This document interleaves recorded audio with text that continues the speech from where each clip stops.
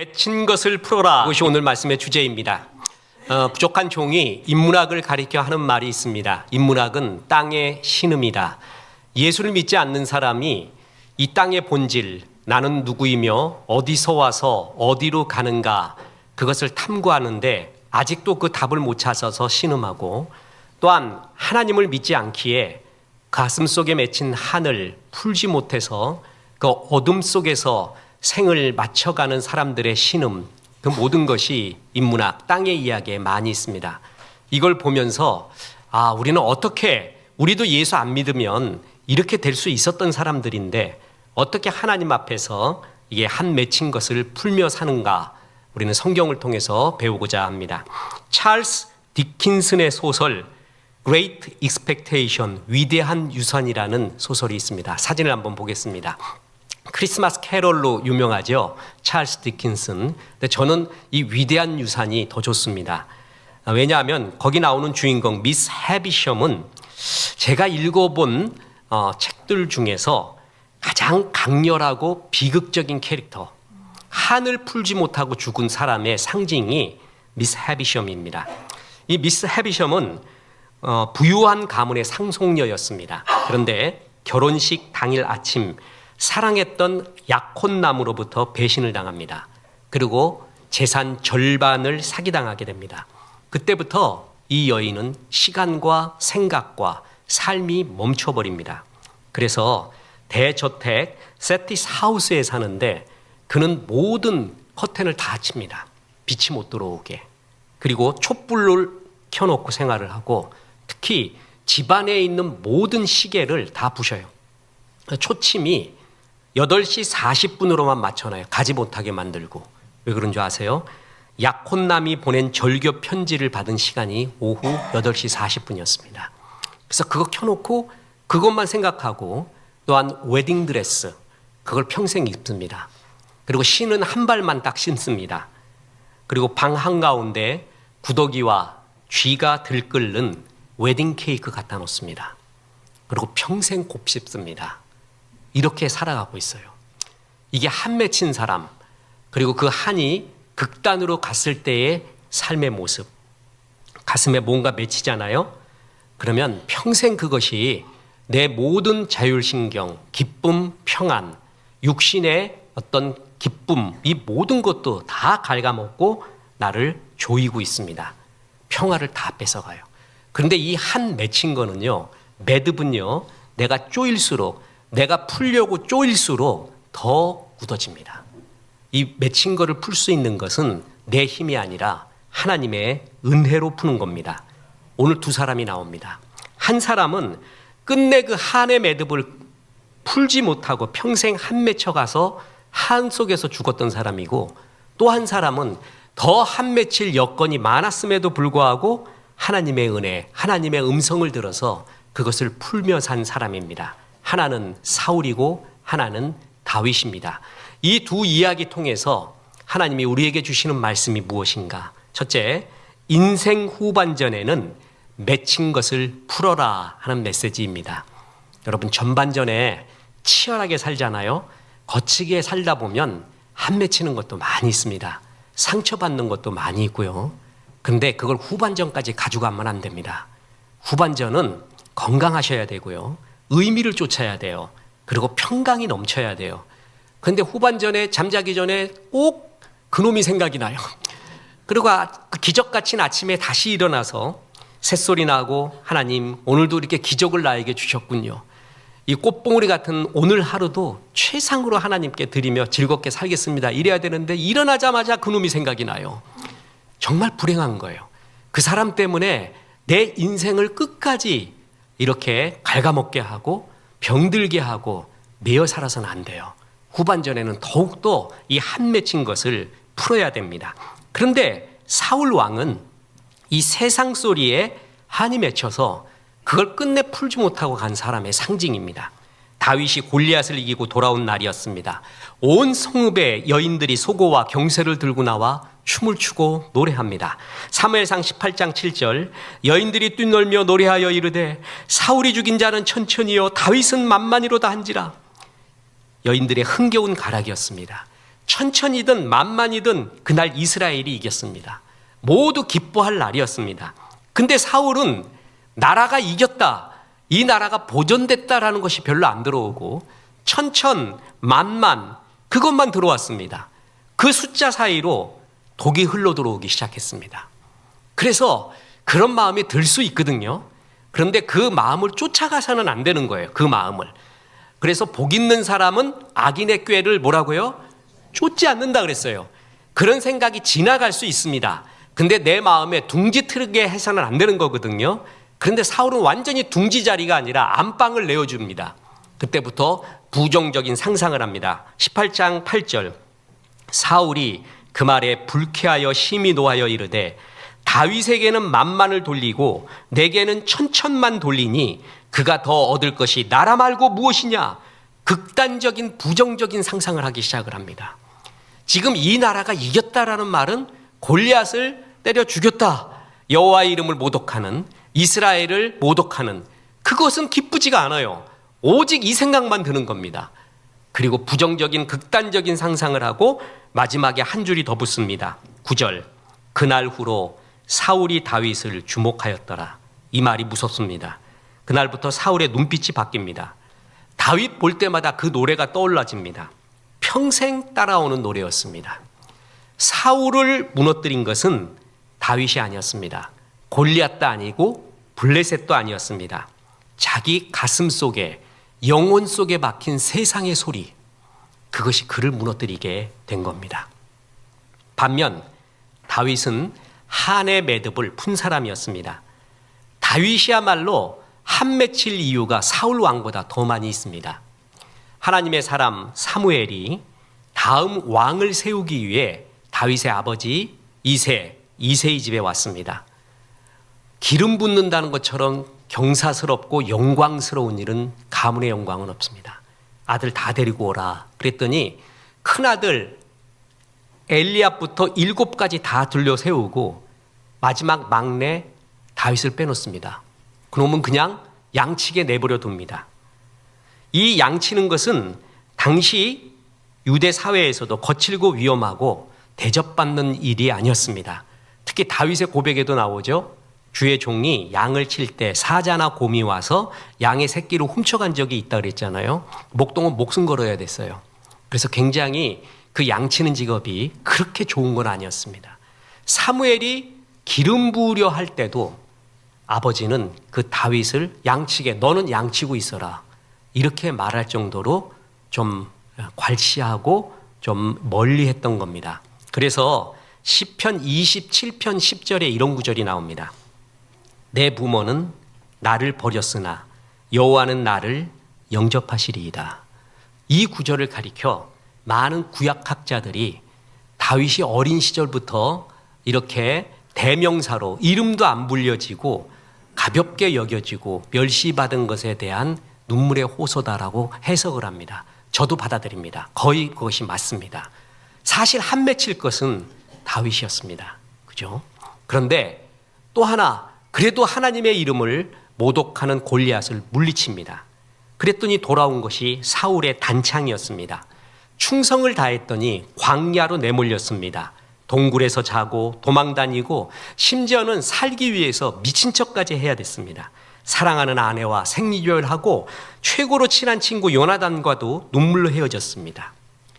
사울 한 사람 때문에 다윗의 청춘이 광야에서 전부 시들어간 겁니다.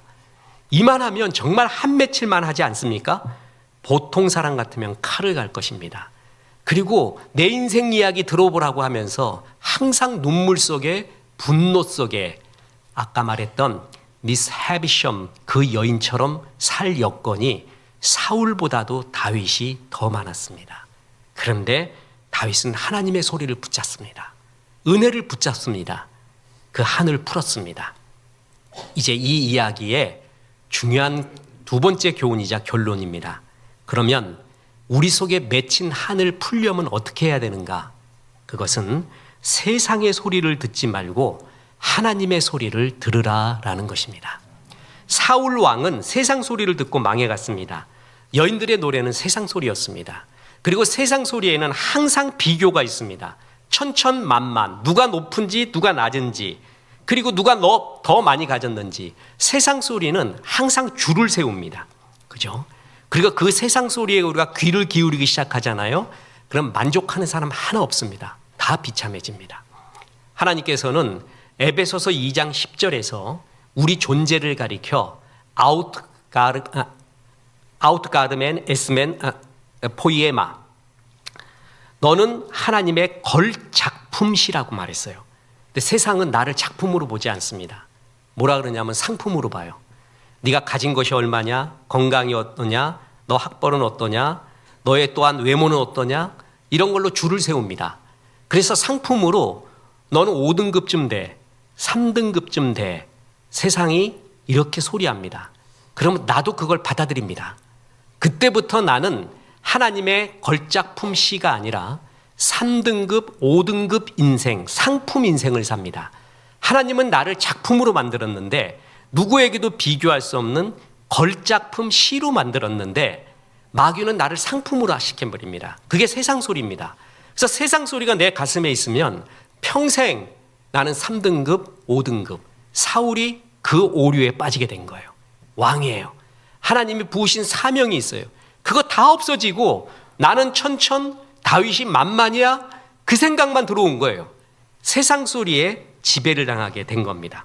처음에는 다윗을 주목하는 눈빛이었습니다. 그러다 단창을 던집니다. 그것도 분이 풀리지 않아서 군대를 일으켜서 다윗을 광야로 내쫓습니다.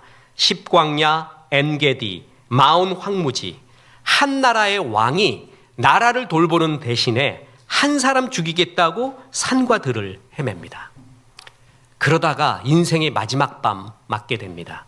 이제 하나님이 기도해도 응답도 안 해요. 그랬더니 막장 드라마로 갑니다. 엔돌의 신접한 여인을 찾아갑니다. 그리고 그 다음 날 길보아 전투에서 블레셋 앞에 지게 되자 그는 자기 생을 스스로 마칩니다. 사울은 이스라엘의 첫째 왕이었습니다. 그의 외모에 대해서 어깨 위로 머리 하나가 더 컸던 준수한 사람이라고 말합니다.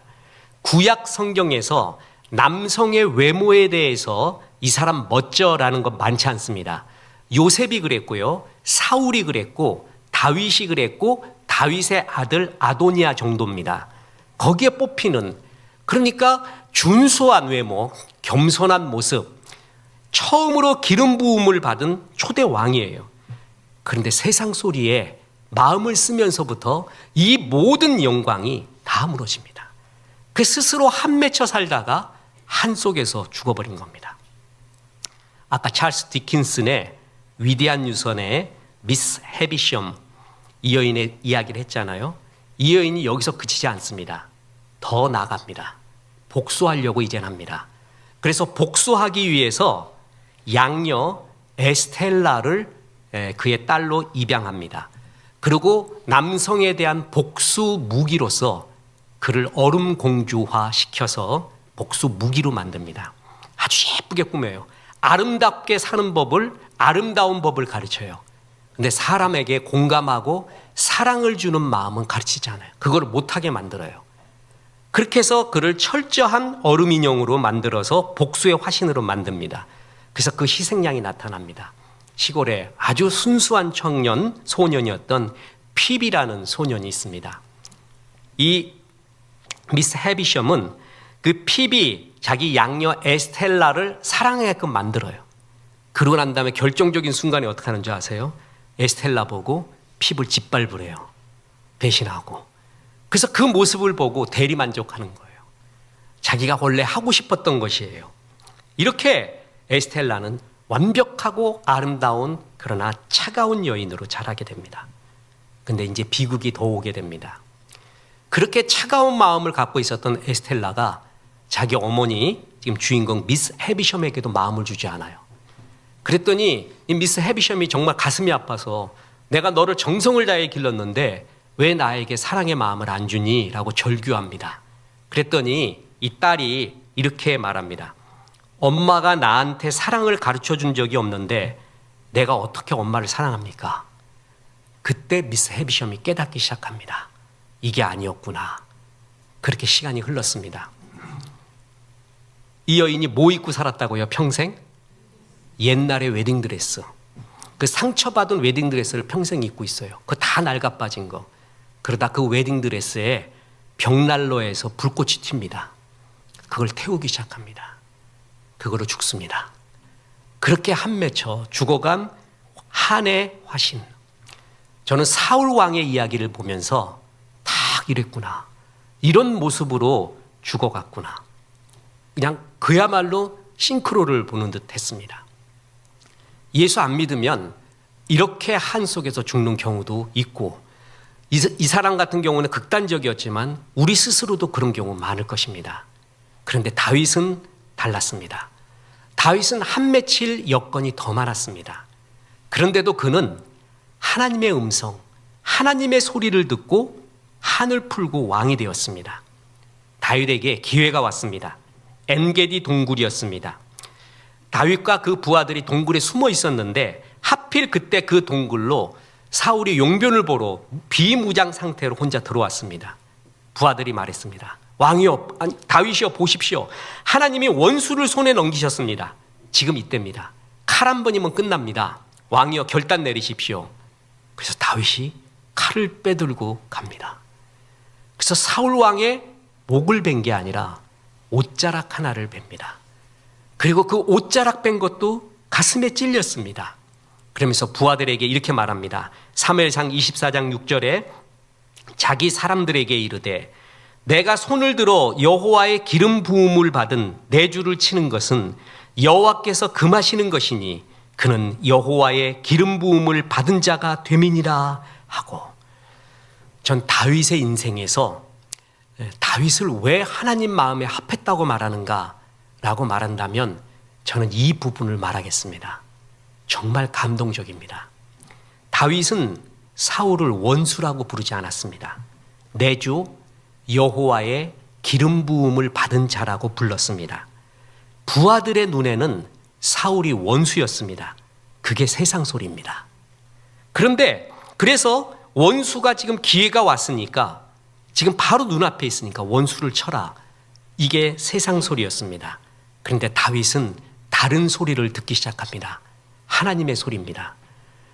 네 상처로 보면은 사울은 마땅히 죽어야 하는 원수지만 하나님의 소리는 다른 걸 들려줍니다.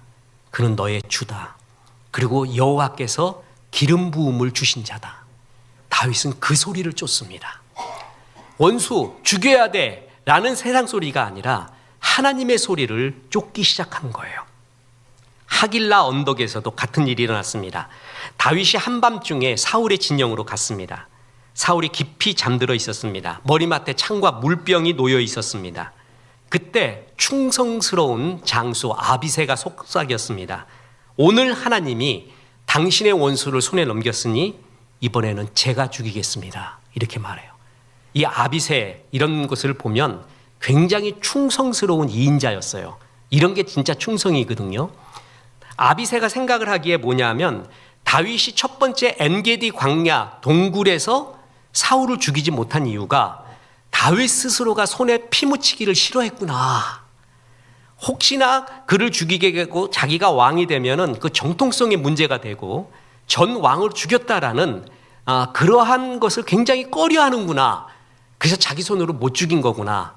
다윗 손에, 내 주군의 손에 피 묻히지 하지 말자. 내가 하자. 그걸 제안한 거예요. 뭐냐면 내가 죽이겠으니까 요번에도 기회입니다. 아비새는 철저하게 무슨 생각한 거예요? 첫 번째 기회였다 이거예요. 기회. 그걸 왜 놓쳤느냐? 이제 이해했으니까 두 번째 기회는 놓쳐서는 안 됩니다. 이제 이 광야 생활 끝내야 됩니다. 우리 모두가. 그러기 위해서 다윗 자신이 아니라 내가 죽이겠습니다. 이 말한 거예요. 멋진 이인자 아닙니까? 주군을 살리고 내가 죽겠다는 얘기예요. 그랬을 때 다윗은 또 거절하고 이렇게 말합니다. 사무엘상 26장 9절 다윗이 아비새에게 이르되 죽이지 말라. 누구든지 손을 들어 여호와의 기름 부음 받은 자를 치면 죄가 없겠느냐. 내가 그때 왜 안 죽였는지 아느냐. 하나님의 기름 부음을 받은 자다. 네가 죽이더라도 너 또한 그 범죄하는 거고 우리 모두가 범죄하는 것이다. 그는 조용히 창과 물병만 들고 사울의 침소에서 걸어 나오게 됩니다. 뿐만이 아닙니다. 마침내 사울이 길보아 전투에서 죽었다는 소식을 듣습니다. 이제 모든 것이 풀어진 겁니다. 그때 기뻐 노래 부르며 역시 주님의 섭리, 내가 참기를 잘했지, 진짜 다 끝났잖아, 하나님이 다 끝내줬구나 하고 노래를 부르지 않습니다. 그는 그 유명한 활의 노래를 지어서 사울 왕의 죽음과 아들 요나단의 죽음을 애도합니다. 진짜 울었습니다. 야, 이 사람이 진짜 하나님 마음에 합한 사람이구나. 돌아보세요. 다윗은 사울에게 잘못한 것이 없습니다. 그죠? 뭘 잘못했어요? 다윗이. 그런데 사울은 다윗에게 정말 잘못했어요. 골리앗을 이긴 영웅을 죽이려 했고 광야로 내몰았고, 그래서 그의 청춘을 광야에서 다 쓰게 만들었어요. 진짜 한 맺힐 것은 사울이 아니라 다윗이었죠. 그런데 다윗은 이것을 갖고 전부 하나님의 은혜, 하나님의 음성을 듣고 그것을 풀어버립니다. 결국 뭐였습니까? 두 사람의 갈림길은 누구의 소리를 듣고 누구의 소리를 가슴에 담았느냐의 차이였습니다. 사울은 여인들의 노래, 세상의 소리를 가슴에 담았습니다. 그리고 그것을 안방까지 다 내줬습니다. 그 세상 소리에 비교의 소리, 그 속에 온 마음을 다 뺏겨버린 거예요. 그런데 다윗은 하나님의 소리, 원수니까 빨리 죽여야 됩니다, 기회가 왔습니다, 이런 세상 소리를 듣지 않고 그는 너의 주다, 그럼에도 불구하고 너의 주다, 여호와의 기름 부은 자다, 이 하나님의 음성, 하나님의 소리, 그 말씀을 쫓아가게 됩니다. 그래서 그것 때문에 운명이 달라지게 된 겁니다. 무엇을 듣고 있습니까? 그리고 그것을, 어떤 것을 내 마음에 새기고 있습니까? 그에 따라서 삶이 이렇게 완전히 달라지는 겁니다. 세상의 소리는요, 항상 비교하게 만듭니다. 천천히냐 만만이냐, 누가 더 뛰어나냐, 그리고 줄을 세웁니다. 세상 소리는 우리를 묶습니다. 근데 하나님의 소리는 우리를 풀어줍니다. 말이야, 그 사람 너무 부러워하지 마. 그는 그의 삶이 있고 너는 너의 삶이 있어. 내게 주신 하나님의 사명이 있고 내게 주신 기쁨이 있잖아. 그걸 쫓으면 돼. 그리고 그 사람 너무 미워하지 마. 그 사람도 나의 섭리 가운데 있다. 내가 알아서 할 거야. 네가 원수 갚으려고 하지 말고 마음에 분을 품지 마라. 너는 너의 인생을 살아라. 정말 하나님의 말씀이 우리를 푸는 말씀이에요. 근데 세상 말은 미스 해비엄처럼 말해요. 묶어가요. 죽이라고 말을 하고 있습니다. 여러분, 근래 읽은 책 중에 참 감동적인 것이 일론 머스크 자서전입니다. 엊그제 뉴스에 일론 머스크가 조만 부자가 됐다 그러죠. 여러분, 조 달러가 어느 건지는 저는 모르겠어요. 우리는 세계 최초래죠. 우리는 일론 머스크 그러면 떠오르는 게, 와, 조 달러를 갖고 있어. 최고의 부자. 세계를 거의 지배하고 있지. 모든 지금 4차 산업혁명, 5차 산업혁명의 헤드에 전부 일론 머스크가 있어. 정말 부럽다. 이렇게 그렇게 보거든요, 세상적으로. 근데 제가 그 자서전 보고 느낀 게 있어요. 뭔지 아세요? 절대 나는 일론 머스크 안 된다. 나보고 그냥 거저준데도 절대 안 한다. 우리 집사람도 동의했습니다. 여보, 우리 너무 유명해지지 말고 그렇게 많은 것도 필요 없고 부럽지도 않아요. 진짜 그래요. 그 사람이 옷 뭐 입는지 아시죠? 그냥 월마트에서 티셔츠 하나 사 입어요. 그리고 그 청바지 입고. 집은 월세 사는 거 아세요? 집에서 살 수도 없어. 매 직장에서 살아요. 거기서 세고 스트레스 때문에 몇 번의 정신분열이 일어나려고 해요. 그 가운데도 아이디어를 얻기 위해 미친 듯이 책을 읽어요. 살해의 위협도 많습니다. 이런 가운데 극단의 이런 피곤함, 극단의 긴장, 그 속에서 이 일을 다 엮어가고 있어요. 나 일론 머스크 안 할 거야. 나 준다 그래도. 이렇게 살면은 내가 일주일 뒤에 순교할 것 같아. 일주일 뒤에. 네, 그렇게 살아요. 그러니까 우리가 멋져 보이는 사람이 있잖아요. 부러워하는 사람도 직접 한번 들어가 보세요. 아무것도 아니에요. 예, 제가 대학 다닐 때 최고의 재산이자 낭만 중에 하나가 작가들 만나는 거라고 했잖아요. 유명한 시인, 소설가들, 당시에 그 사람들을 직접 찾아가서 대화를 해요. 그 읽었던 것들을 나누면서. 그럴 때 느낀 것이 있다고 했어요. 그게 뭐냐 하면은 글보다 큰 사람이 없구나. 활자의 마력이라고 아세요? 활자는 마력이 있어요. 글보다 큰 사람은 없어요. 다 똑같구나, 비슷하구나 라는 것을 항상 느끼곤 해요. 세상은 줄 세워갖고 이 사람이 최고 상품이야, 1등급이야, 너는 한 5등급 돼, 항상 이렇게 비교를 하게 만들어요. 천천히요, 만만히요. 이게 들어오기 시작하면은 그때부터 나는 상품 인생을 사는 거예요. 아우트가르 에스멘 포이에마. 너는 하나님의 걸 작품인데 스스로가 상품으로 만들어서 그 속에서 비참하게 한이 맺혀서 계속 살아가고 있는 거예요. 인생은 메시지의 전쟁입니다. 하나님은 선악과 먹으면 죽는다고 했습니다. 마귀는 죽지 않는다고 했습니다. 정반대죠. 우리는 항상 이렇게 세상 마귀의 소리와 하나님의 소리 사이에 있습니다. 그런데 진짜 많이 듣는 게 뭐예요? 하나님 소리보다도 세상 소리예요. 그래서 그 세상 소리를 많이 듣다 보니까 우리가 더 우물해지고 그 다음에 침울해지고 주눅들고 그런 가운데 한이 맺히는 게 많다라는 겁니다.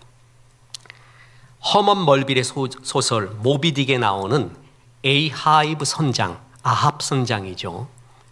흰 고래한테 자기 한쪽 다리를 익습니다. 그러면 그놈은 고래요. 그냥 사람이 아니란 말이에요. 그 선장 잡아 죽이려고 문 게 아니라 지 배고파서 물을 수도 있고 내 영역에 왔으니까 물을 수도 있고 그냥 그러려니 하면 되거든요. 근데 그에 대한 분노를 품습니다. 그리고 집착하게 돼요. 배를 만듭니다.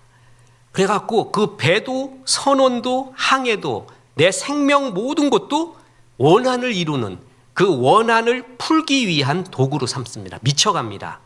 자기 안에 있는 분노, 그것이 광기가 됩니다.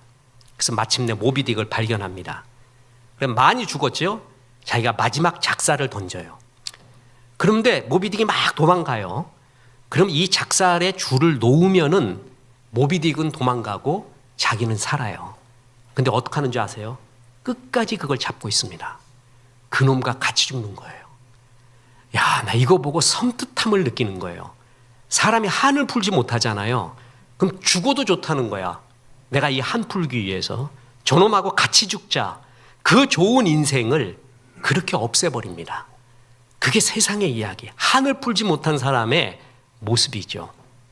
특히 빅토르 위고의 레미제라블이라고 있잖아요. 저는 그 독서 토네를 지금도 인도할 때도 맨 마지막 단계에서 레미제라블을 봅니다. 이거는 이만큼 두꺼운데요. 주제가 한 20개가 나와요. 그러니까 하나의 주제로 그것을 한정할 수 없는 다의적인 주제, 정말 멋져요. 그 책은 정말 독서의 마지막 하이라이트예요. 그만큼 여러 주제가 있는데 우리가 잘 알다시피 그 레미제라블, 원래 레 미저러블, 불쌍한 사람들이라는 뜻이에요. 거기 나온 사람이 다 불쌍해. 그 장발장도 불쌍하고 또 혁명 일으킨 사람도 불쌍하고 혁명 뒤에 있는 사람도 불쌍하고 인생은 다 미저러블한 불쌍한 사람들이라는 뜻이에요. 장발장이 19년 빵 하나 훔친 것 때문에 감옥살이하고 나오잖아요. 아무도 그를 받아주지 않았는데 미리엘 주교가 그를 받아들이면서 잠자리까지 내줍니다. 이 장발장이 그 주교관에서 은식이 훔쳐갖고 도망가죠. 다시 잡혀오니까 그때 유명하게 주교가 한 말이 뭐예요? 이거 내가 준 겁니다. 그리고 내가 은초 때까지 줬는데 왜 이걸 안 갖고 갔습니까? 이 말하죠. 그때 장발장이 그 은혜를 받아들입니다. 은혜를 받아들여요. 죽어야 되는 사람인데 은혜로 준 거거든요. 그 은혜를 받아들이면서부터 그가 살아나기 시작을 합니다. 은혜는 하나님의 음성과 하나님의 말씀 중에 최고 중에 최고 중에 최고입니다. 그러니까 그 사람이 은혜를 아느냐, 그거에 따라 신앙이 나눠져요. 그 은혜를 받아들이잖아요. 근데 레미저라블에 은혜를 받아들이지 못하는 한 사람이 나와요. 그 장발장을 쫓던 경감 자베르입니다. 이 자베르는 장발장이 회개하고 새 사람 되고 가난한 사람 돕고 시장이 되었어도 자베르에게는 여전히 24,601번 죄수 번호예요. 그래서 저놈은 벌 받아야 된다. 사람을 안 보고 그 죄만 봅니다. 그래서 달려가죠. 그래서 많은 신학자와 목사님들이 이 장발장을 은혜를 받아들인 사람, 자베르를 율법 속에 산 사람으로 상징으로 봅니다. 굉장히 좋은 해석입니다. 그래서 이 자베르가 장발장 잡으려고 평생 가죠. 그러다가 죽을 고비에 맞게 됩니다. 그 죽을 고비를 장발장이 살려줍니다. 그때 자베르가 살짝 충격이 옵니다. 나는 이놈 평생 잡으러 갔는데 이놈은 나를 뭐 했다고요? 살려줬어요. 그러면 상식적으로 생각해 봅시다. 어떻게 하면 상식적으로 끝날까요? 그래, 나도 빚졌다. 이제 안 쫓겠다. 됐어. 그냥 너 잘 살아라. 나도 안 쫓고 끝내자. 이러면 이게 삼류소설이 되는 거죠. 그래서 어떻게 되냐 하면은 그거를 받아들이지를 못해요. 은혜를 받아들일 수가 없어요. 그래서 그거를 내가 장발장한테 생명을 갖다가 빚졌어? 장발장이 날 살려줬어? 그거를 받아들이지를 못해요. 그래서 자살해버립니다. 하나는 은혜를 받아들인, 다시 말해서 뭐예요? 하나님의 소리를 받아들인 사람이고요. 하나는 하나님의 소리를 받아들이지 못하고 세상 소리 가운데 산 사람이에요. 이 사람의 끝이 그냥 죽음이에요. 이런 걸 볼 때 말이에요.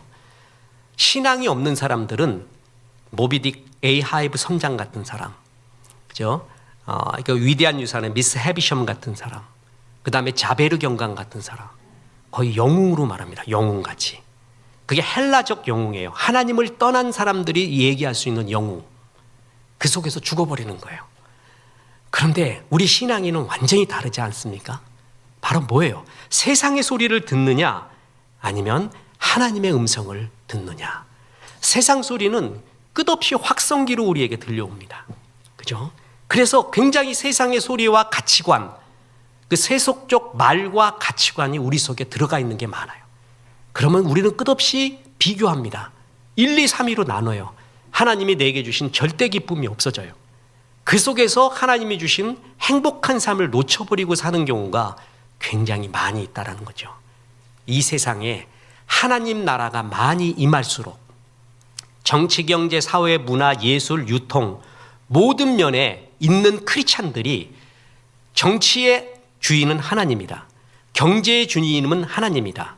문화, 예술의 주인은 하나님이다라는 걸 선포하면서 실제 그런 사람들이 많을수록 이 땅에 하나님의 나라가 임하는 거예요. 그게 주기도문에서 말하는, 그럴수록 우리의 아이들은 이 세상 문화보다는 하나님 문화에 접혀갈 거예요. 근데 그러지 못하잖아요. 그래서 이 세상은 수없는 죄의 문화 속에 있습니다. 그리고 그 소리가 확성기처럼 크게 들려오는 세상 속에 우리가 살고 있습니다. 그런 속에서 어느덧 우리도 하나님이 주시는 기쁨을 잃어버리고 세상 소리 가운데 순위를 매기고 천천히요 만만히요 이 소리 가운데 한이 맺혀가고 기쁨을 잃어가는 경우가 얼마나 많은지 모릅니다.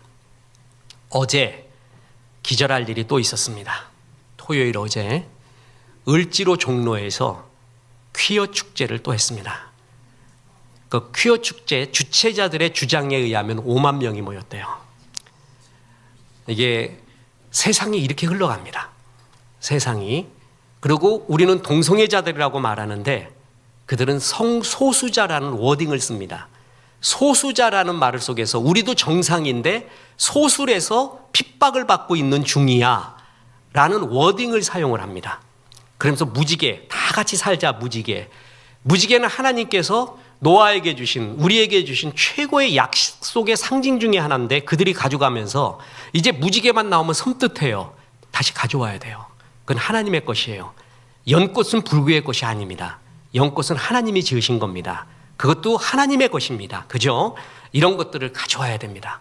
이 땅에 그리스도의 문화가 임하도록 해야 됩니다. 그런데 동성애가 어느덧 관영, 말에 나오기 시작을 합니다. 이 세상에 이제 이상한 것이 아닌 축제, 서울시 한복판에서 축제까지 벌이는 세상의 소리 가운데 우리가 노출되어 있고 우리 어린 아이들이 거기에 노출되어 있는 세상에 우리가 살고 있습니다. 동성애 무너지면 다 무너집니다. 모든 것에 무너지는 것의 시작이 동성애입니다. 그러면은 포괄적 차별금지법 뿐만이 아니라 이제 젠더 이데올로기의 모든 우리가 갖고 있는, 그나마 하나님을 안 믿더라도 일반 은총으로 이 땅의 질서를 지키기 위해 하나님이 양심으로 주셨던 모든 것들이 무너지는 시작이 됩니다. 모든 교단, 우리 교회를 비롯한 모든 교단은 두 가지만큼은 정치 이야기가 아닌 하나님의 생각과 하나님의 창조 질서에 어긋난다고 절대 반대하는 것이 바로 그겁니다. 동성애와 포괄적 차별금지법.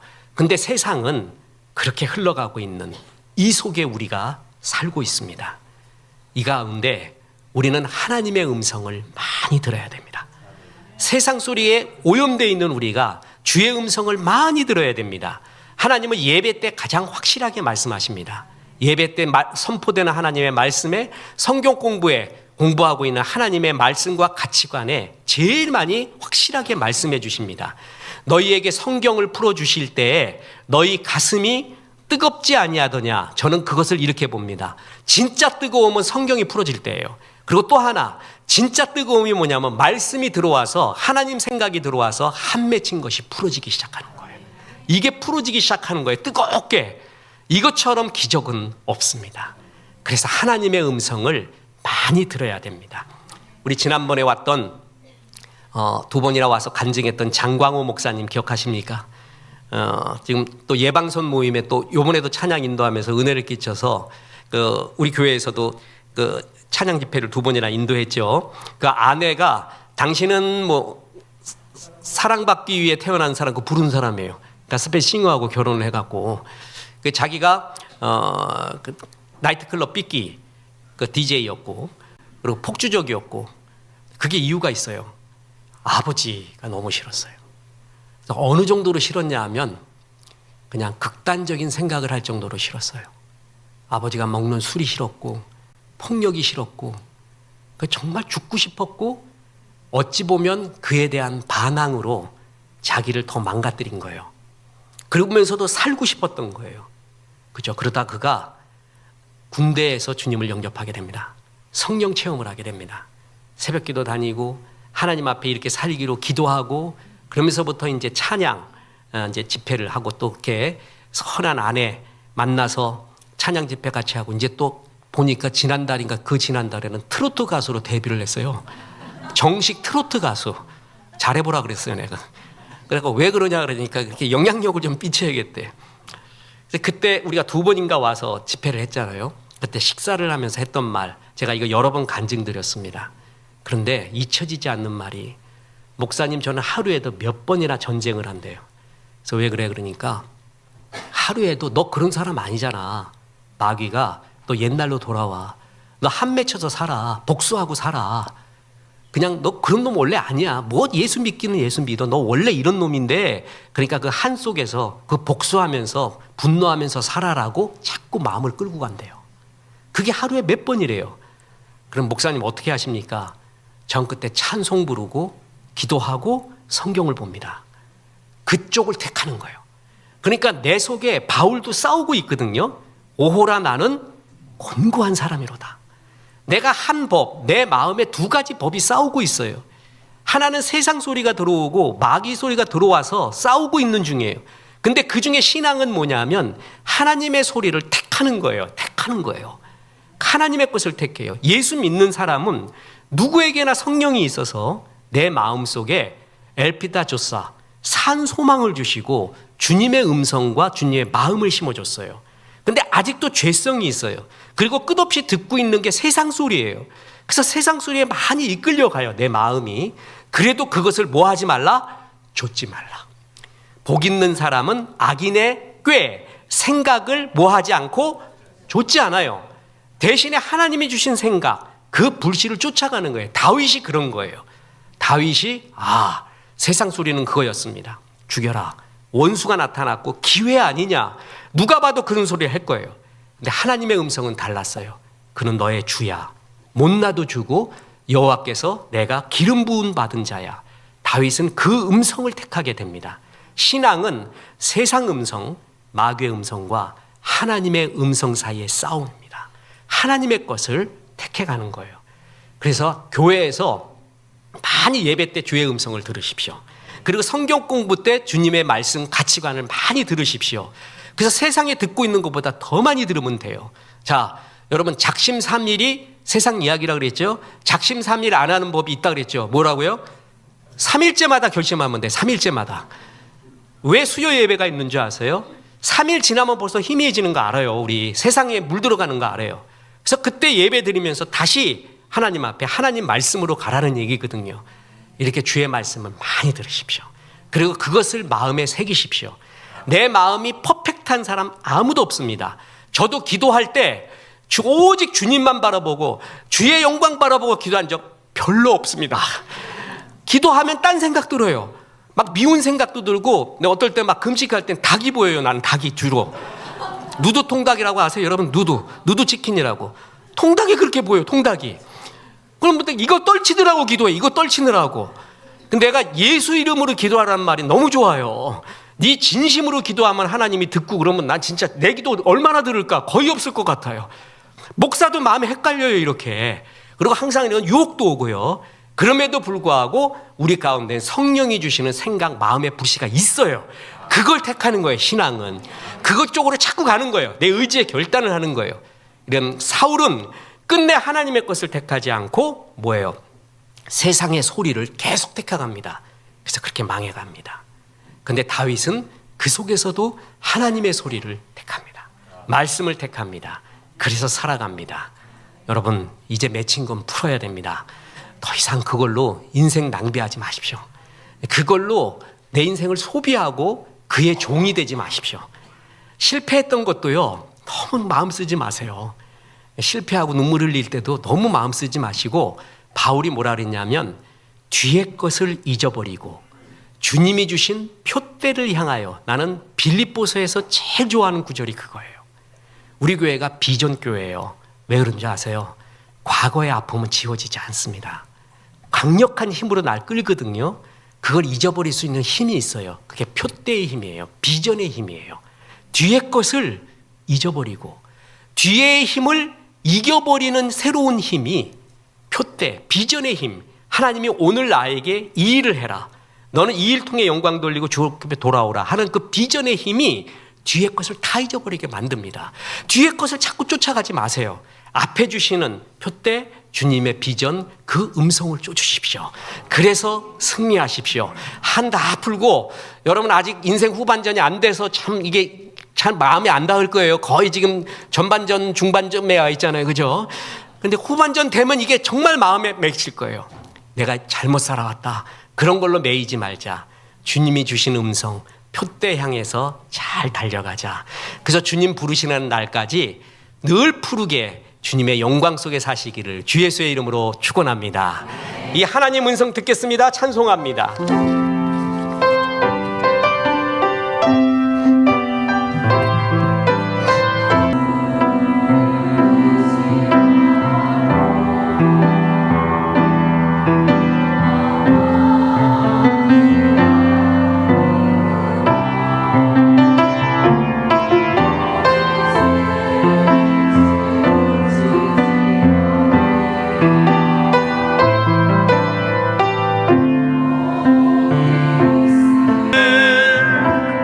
이제는 우리 구주 예수 그리스도의 은혜와 하나님의 크신 사랑과 성령님, 하나님의 음성, 하나님의 말씀에 더욱 귀를 기울이라 말씀하심이 이 말씀에 아멘한 성도님에게 함께 하셔서 이제부터 끝날까지 크신 영광 받으시옵기를 우리 구주 예수 그리스도의 이름으로 축원하옵나이다. 아멘.